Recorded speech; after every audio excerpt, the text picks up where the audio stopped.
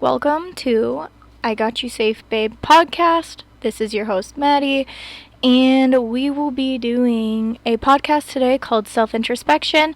This one is my turn. And so what we're going to be doing today is I'm going to be getting asked questions by my husband that I will then answer. That will lead to conversation. If it leads to conversation, if not, it will lead to the next question. It's totally fine.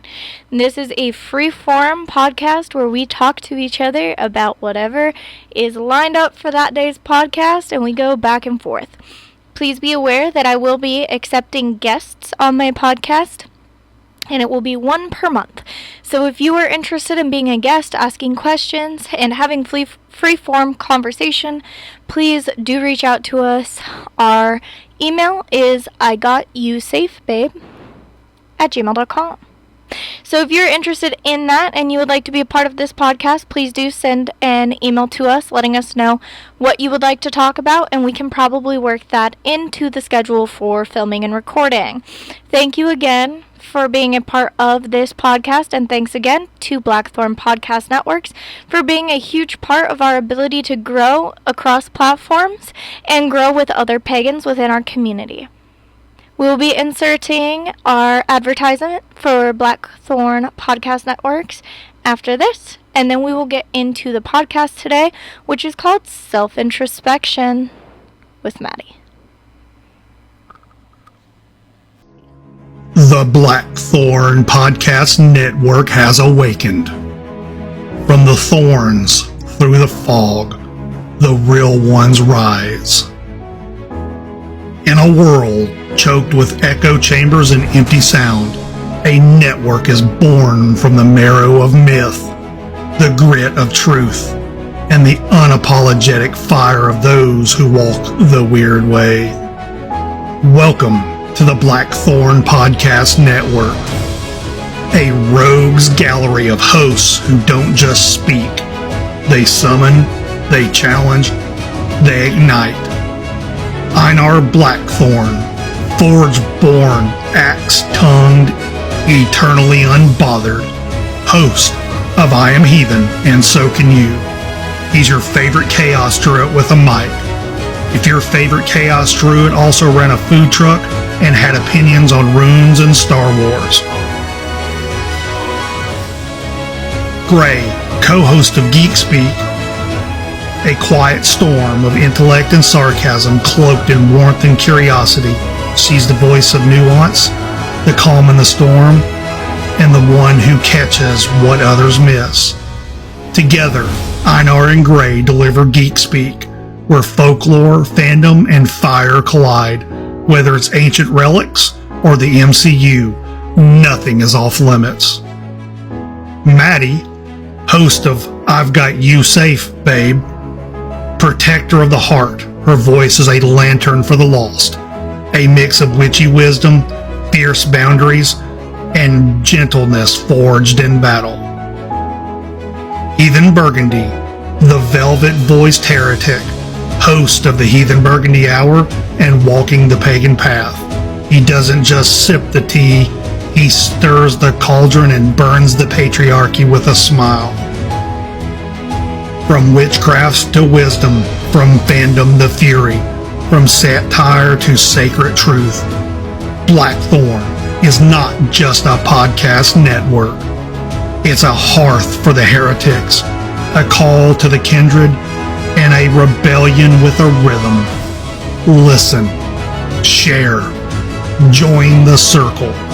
Streaming on Spotify, Apple Podcasts, YouTube, and everywhere where the signal still reaches the wild ones.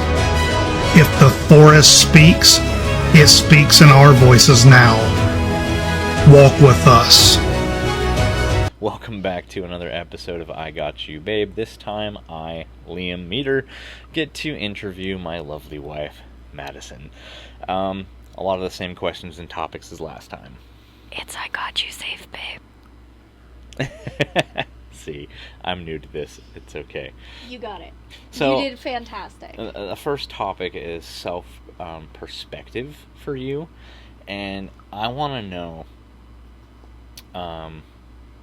if you were to describe yourself, who you are to your core to a complete stranger in less than 2 minutes, how would you go about describing the basic things about yourself so they know who you are? I would tell people you probably don't want to be my friend.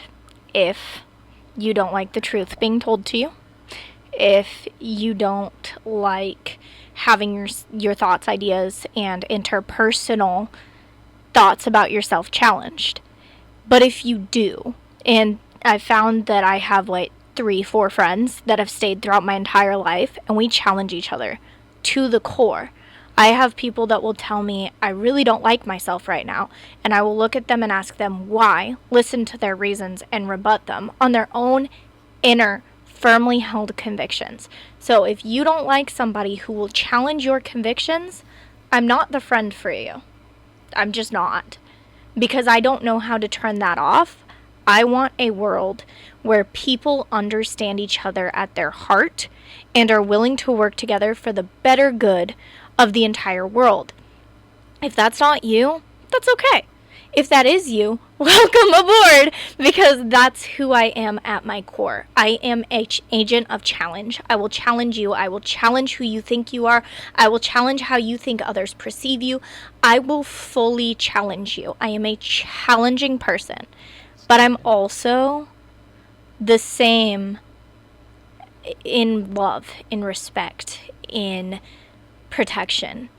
Once you're one of my people, nobody can challenge who you are because you'll know so thoroughly. I think I would agree with that. Okay, for the next question, how do you think I would describe you to other people? Like, genuinely, how do you think I would describe you? I'm curious. This is my wife. My wife is a honey badger. If you're nice to her, she'll probably be nice to you. But if you're not nice to her, she won't give a fuck. I don't know. Some of that, for the most part, I would definitely jokingly describe those things. I would probably describe you as someone who is very down to earth and passionate about the things that she's passionate about, and also someone who actually is very considerate and understanding of other people. I see you do all this advocacy stuff for other people in these communities, and your concern for other people, women and children, and people who are struggling. I know you claim to be a sociopath and have had that diagnosis, but the things that I see in you that even some other people that I know who are close to you see, I don't see those sociopathic tendencies. I see compassion, I see admiration, and I see love and inspiration from you towards other people and for other people, which is a huge different way than you look at yourself. I hear what you're saying, but I do those things out of spite. And I don't think a lot of people understand that. I am who I am out of spite. I am alive out of spite. You know, you grow up in a household where you're told you're bad, you're a sociopath, you're going to do all of these things, you're going to harm the people around you, and you're told that that's who you are, but you yourself have a condition where being told what to do makes you irrationally angry, right? I turned my irrational anger into a lifelong process of becoming the exact opposite of what I was told I would become. So all of the things that I do that have become a part of who I am and how I am perceived, I survived out of spite. I didn't survive because I wanted to. I didn't think I would. But I kept striving to get through the next day out of pure spite because I wasn't going to become what I was told I would become. And I think that's a testament to how much work I've done to get there. Yeah. So, if you had no time limit on how to describe yourself and who you are at your core, how would you describe yourself? I'm a person who cares about children. Children are innocent. They don't get to the opportunity to make their own decisions in a lot of situations, and they're often put into situations where they have zero control and zero agency over self, over emotion, over learning, over understanding. I'm a person who absolutely wants to see the world protect those who are innocent so that we get more people who are living for who they are and not for what they're told to be. I am a person who cares very strongly for those who have been harmed. I want healing. I want acceptance. I want growth in the world around me. And I'm willing to be the bad guy or the good guy in that story. I will absolutely be the person who walks into a room with somebody who is struggling with depression so badly that they cannot get up. And I will walk in with a bowl of soap and warm water and a towel, and I will wash their face, and I will brush their teeth, and I will comb their hair, and I will tell them how beautiful they are, and reach my hand out and be like, let's go sit outside, and never say anything else. At the same time, as I watch people self-destruct, I will sit there and go, look at you self-destructing. How are you doing this to yourself? And I will question, depending on the person and how close I am to them and how much I understand how their brain works will depend on how I react to them. I am a person who is a mirror. What you give me, I give you back. What you take from me, I take back. So when I describe myself with no time limit, I am compassionate. I am caring. I do care about certain things. I care a lot. But what I care about isn't individualistic. It's universalistic. I want to see the world be better, and I want to be one of the pieces, one of the cogs in the machine that made the world better. I'm an agent of change in a soft and gentle way until I can't be, and then I'm an agent of change in a harsh way. However, I'm not the person that's going to walk up and be intimidating and scary. I'm the person most people don't think would spend the time of day on them. I'm the person that doesn't get approached and talked to very often because I have like RBF, I guess. I don't know. But I look like I would be mean or hateful, but those who have approached me and those I have approached have realized rather quickly that I'm pretty much going to give you exactly what you give back. If I approach them like, hey guys, how are you? And you're like, go away, I'm gonna go away. But if I approach them like, hey guys, how are you? Can I help you with anything? And you're like, oh yeah, blah blah blah blah blah. We're doing this charity event next week. Oh, that sounds awesome. Can I go? Is there a ticket price? Do I need to buy a ticket? Do you want me to bring something? Like, the way that I interact is to match the energy I'm presented with, and I think that a mirror might be the best description for me. I would agree with that. I definitely think that you kind of make people see the things that they need to see in themselves, whether they like it or not, and sometimes that can be a little intimidating. But yeah, everything you described, I would agree with. Getting to know you and having a relationship with you and building that with you, those are things that I get to see that other people don't. So yeah, I would definitely agree with those things. I would probably not have anything to disagree with there on what you said. So that kind of leads into the next question and the next part of this interview with you. So the things that you believe about yourself and the way you perceive yourself as who you are, do you think that the way you see yourself is different than the way other people who don't know you or who do know you might see you? I'm not talking about people who know you intimately. I'm talking about people who may know you as an acquaintance or know you a little bit. Do you think that their perspective of how you see yourself might differ from how they see you? And what do you think those changes would be?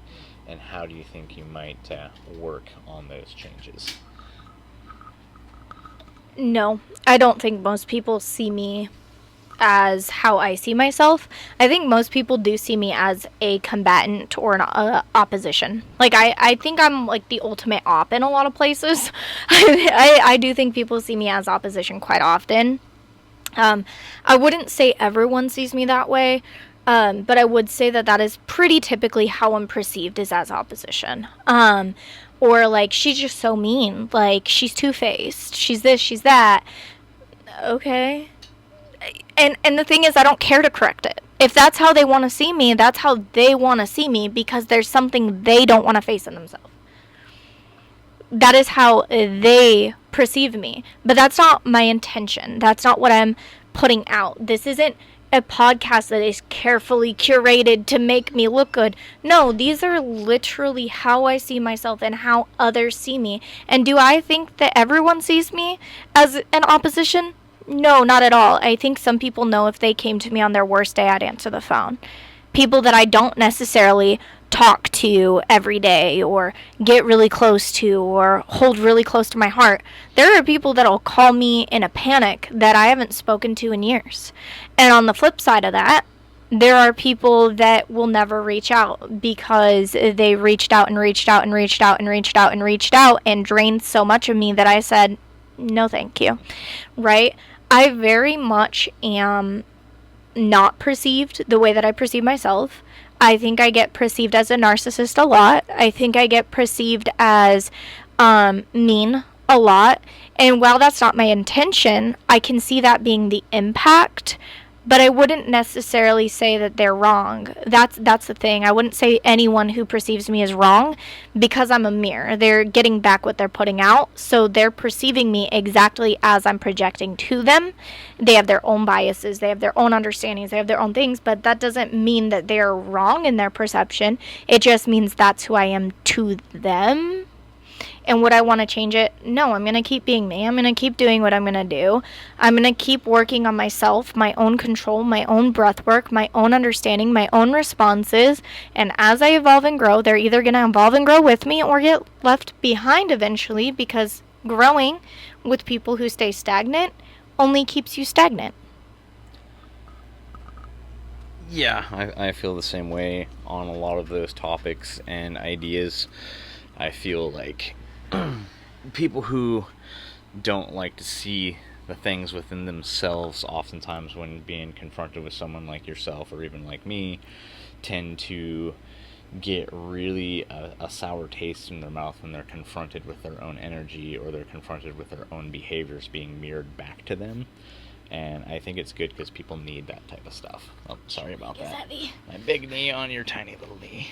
It's okay. I just had to shift a little. It's fine. I would definitely agree with that. I think the way I see you personally is very similar to the way you see yourself, but also some major differences. Like what I mentioned before earlier in the conversation, I see this light and this compassion and this love, and this person who will go to the ends of the earth to make sure people are safe that she sees are hurting or need safety. And I don't think a lot of other people get to see that in you, and I just think it's wonderful that I get to experience that with you. So, hey babe, I know we're short on money and all, but my mom's hurting and we're getting on a plane. yeah. Do you like the way you perceive yourself? And is there anything about yourself that you don't like? What are your game plan? Like, what are you doing and what would you do over the next 5 to 10 years to achieve those changes? If you have any changes about yourself that you'd like to make, what are the things that you can see yourself doing to work towards those changes? And what are you actively doing right now to work on those things that you personally don't like about yourself?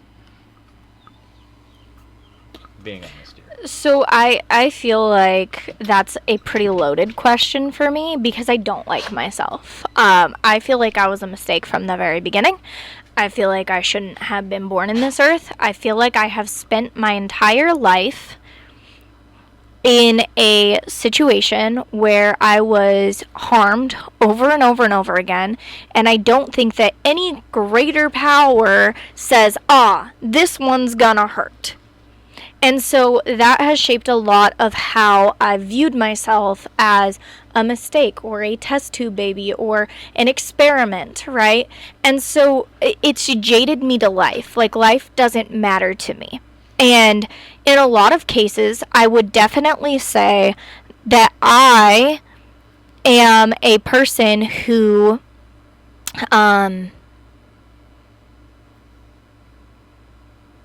I'm a person who has self-hatred so deep and so detrimental that I truly believe this earth would be a better place without me. And because I believe that so deeply, I then spend all of my time proving myself wrong about myself. And so no, I don't like myself. And no, I don't like who I am as a person. And no, I don't think I belong on this earth. But I'm here, so I have to then spend every waking moment proving to myself that I have a place that is deserved here, that I have done enough good to deserve a life. And that plays into complex PTSD, that plays into dissociative identity disorder, that plays into me having really severe mental health disorders. It also plays into psychosis associated with ASPD, right? All of these things, like, I am the person that when offered a way out will look at you and say, if you think it makes the world better, I'm not here to determine that. So for me to say that I like myself as I am now is to stop improving. And I can't do it. Am I comfortable sitting with myself alone in my own thoughts? Yes. Do I have the ability to introspect and break apart my inner thought process? Yes. But am I doing the things to make the world better simply because it's who I am? No. It is to silence the voice that tells me that I was born in the wrong time, in the wrong place, from the wrong person, in the wrong area, for the wrong reasons, and that I was a mistake that should never have been made. And I have to silence that voice every single day, and I do so with my actions. So to answer the question of, do I like myself? No, I think I'm a mistake. Are there things that I'm going to continue doing and do for the next 20 years? Yeah, because when I'm not making the world a better place, I'm proving my inner voice right. And I would much rather spend the eternity of my life proving it wrong and leaving an impact on this world that is positive rather than listening to that inner voice and leaving a negative impact. Whether that impact is simply on you or the kids or whatever, I want my impact to be positive, loving, kind, caring, supportive. That's what I want my impact to be, and I take steps to do that because that rewrites the script that tells me that I'm a mistake, that I'm unworthy, that I should never have been born. I just want you to know, if you don't know already, I know that that's how you feel about yourself, and I hope that someday that you don't feel that way about yourself and you can see yourself in the light that I see you and that other people who love you see you, because you are so deserving of that self-love and so deserving of that encouragement and respect. And I just want you to know I love you, and I always got you when you need me, okay? I know.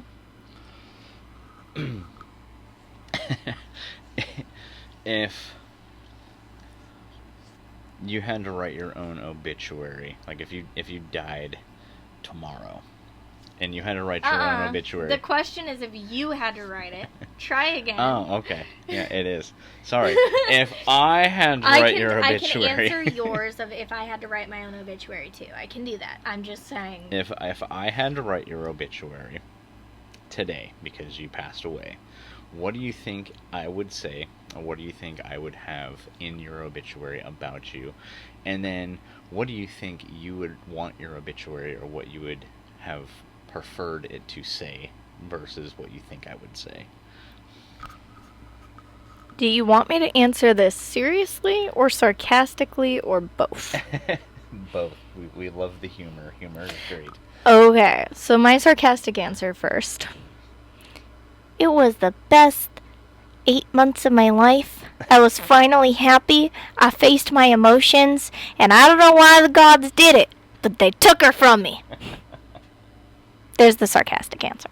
My real answer is I think you would say that I found somebody who was able to see me. I found somebody who loved my kids as her own. And this sucks because her entire life has been pain, and she never got to know what it was like to live without pain and stress and frustration. And I'm glad I was able to at least give her a few months of knowing what it was like to have a garden succeed and have time and see the kids and be there. That's what I think it would say. What would I want it to say? She tried to make an impact everywhere she went. And whether that impact was seen or not, there are few in her life who saw that she would give the shirt off her back and never tell a soul about it. That's it, by the way. That's it. Do you want to know what I would actually say? Yes. Most of what you said. I would also say that she, jokingly, was stubborn, just like me.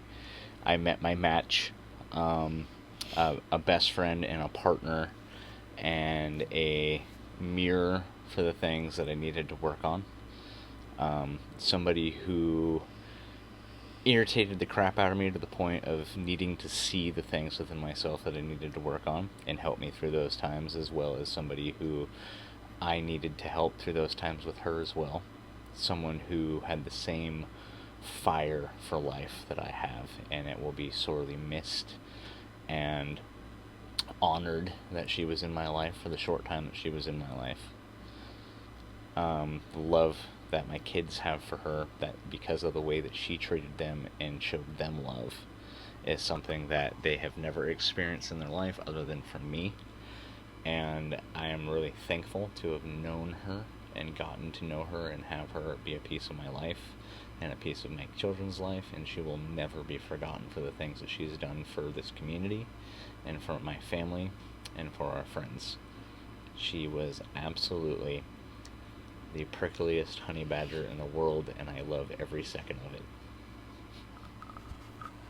Prickle, prickle.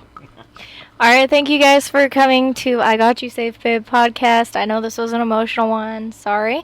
Not sorry.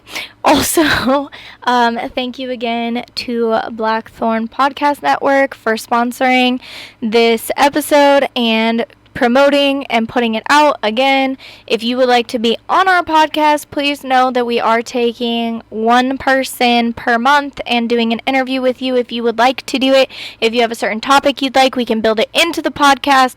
Please send us an email at igotyouSafeBabe@gmail.com. Alright, thank you again so very much, and we'll see you next week for a whole new podcast idea, a whole new subject matter, a whole nother situation in which we'll be able to talk about life and love and all of the things. So next week's is how we choose love every day. Have a good day. Bye.